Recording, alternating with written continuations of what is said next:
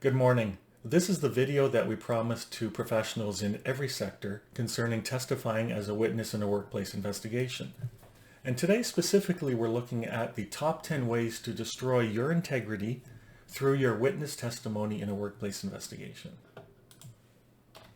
So we presented the trailer to you a couple days ago and we told you we would be relying on real life examples, things that I've personally seen in over a decade of overseeing workplace investigations and in conducting investigations myself, to identify things that you need to be mindful of if you're ever called as a witness.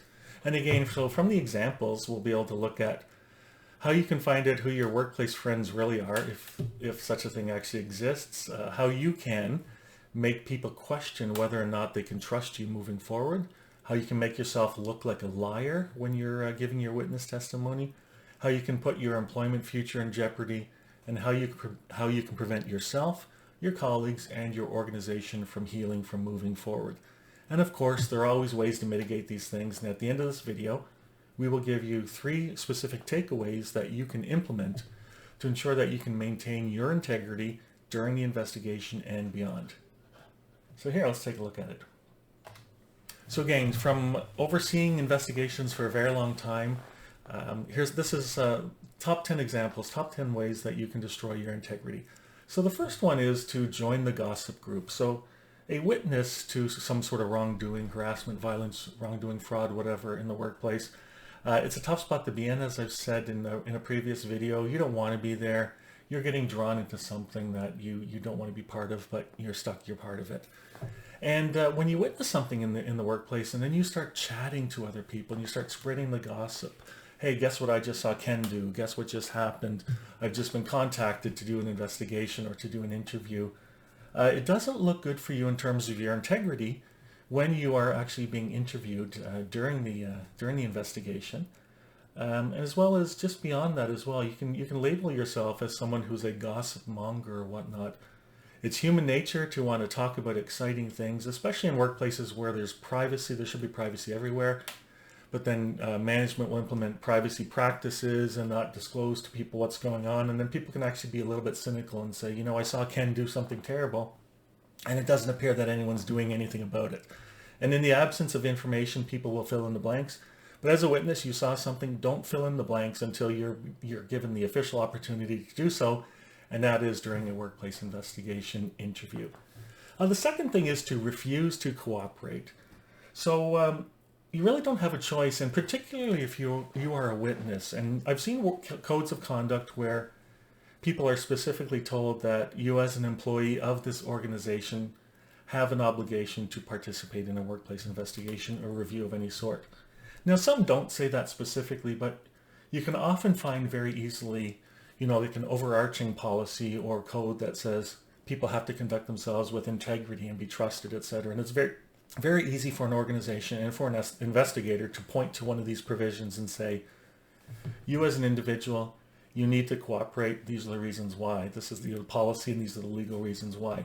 Your refusal sends a really, really bad message. Are you trying to hide something? Are you trying to protect somebody? You have an obligation to participate. And so if you try to refuse, at the end of the day, you'll have to do it. You'll have to participate unless you end up leaving the organization.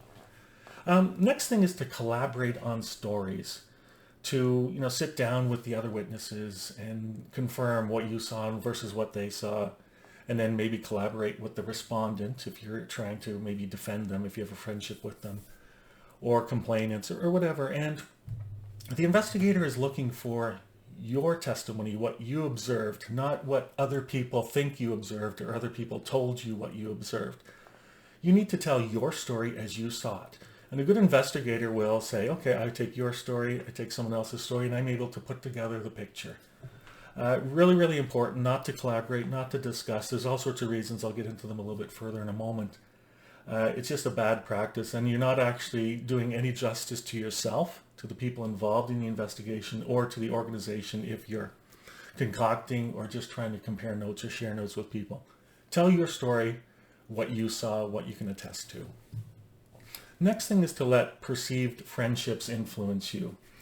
And by this I mean you may have loyalty to people. I had worked in a law enforcement organization where people were talking about the blue line and how, if you're part of this blue line, you're part of the brotherhood or sisterhood or whatnot, and you protect and you look out for one another. I always say in those cases, you shouldn't actually be trying to protect the person who did something so inappropriate against, in front of you. You should actually be quite upset with them for doing what they did in front of you and bringing you into something that you do not want to be involved in. That's something that should not even happen to begin with. And so you have to set those things aside. And I've seen so many times where people perceive that there's friendships in the workplace, and these friendships will oftentimes, not always, but oftentimes crumble when people start to get in trouble and there's finger pointing and other sorts of things. And as a witness, your duty, you have an obligation to yourself, to everybody involved, and to your employer that you've got to go and you've got to tell the truth based on what you've seen. And so, letting these friendships, perceived friendships, influence you, I've seen these things backfire at the end of the day.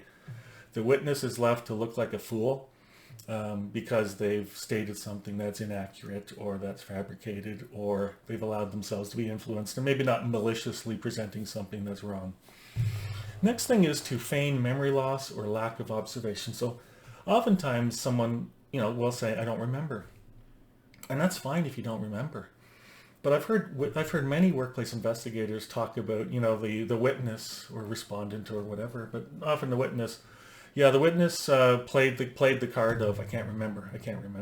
And I've had personal experience in seeing this where some really inappropriate action took place in front of a dozen colleagues in a client service environment where there were no clients and there was nothing going on.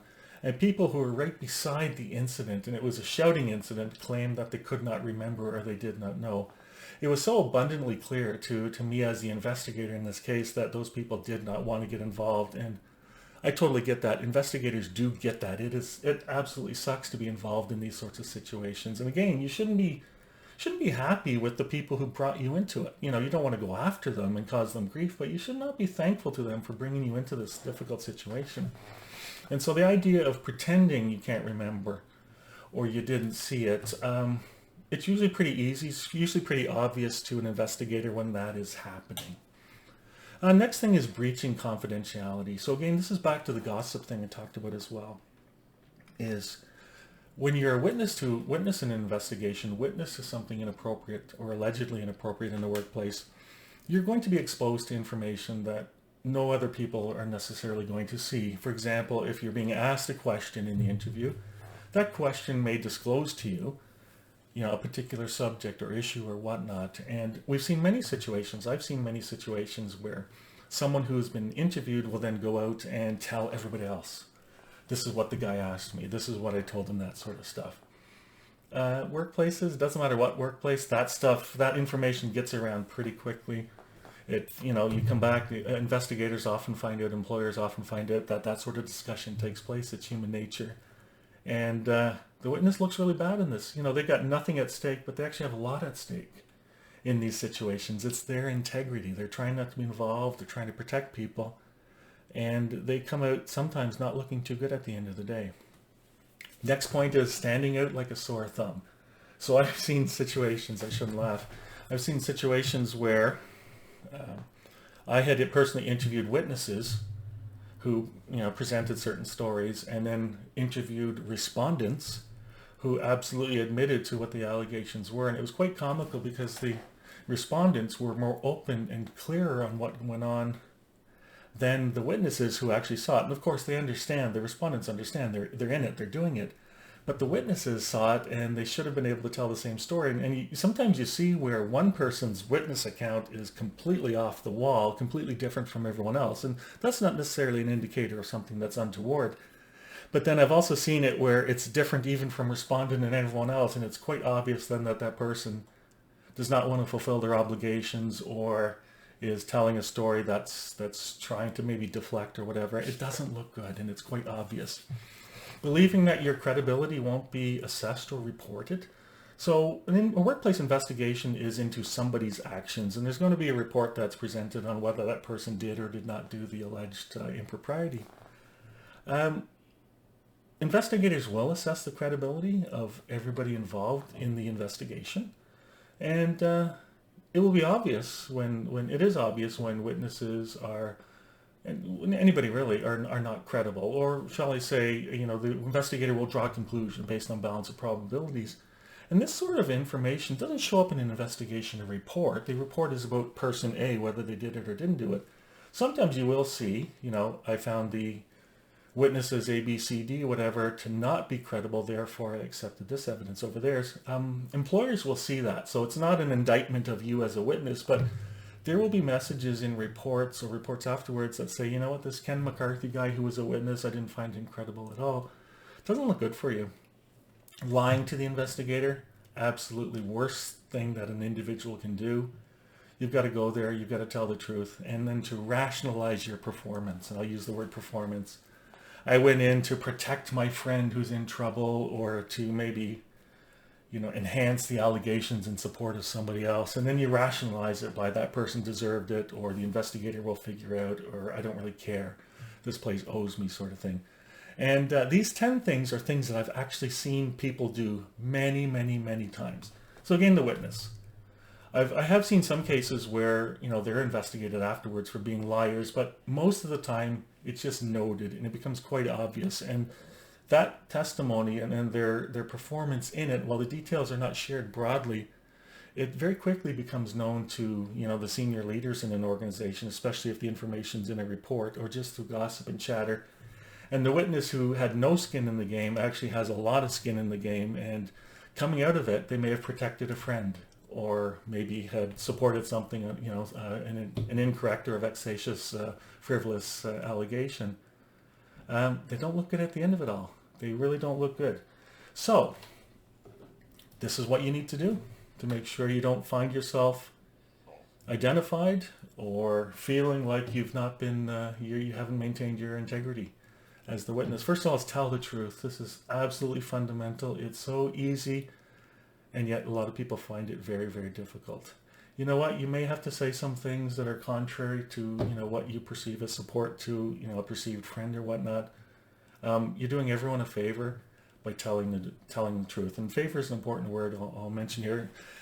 Recognizing the importance. So the investigation is about an individual or individuals who are alleged to have done something improper, and oftentimes it can be someone who's a victim in the situation as well.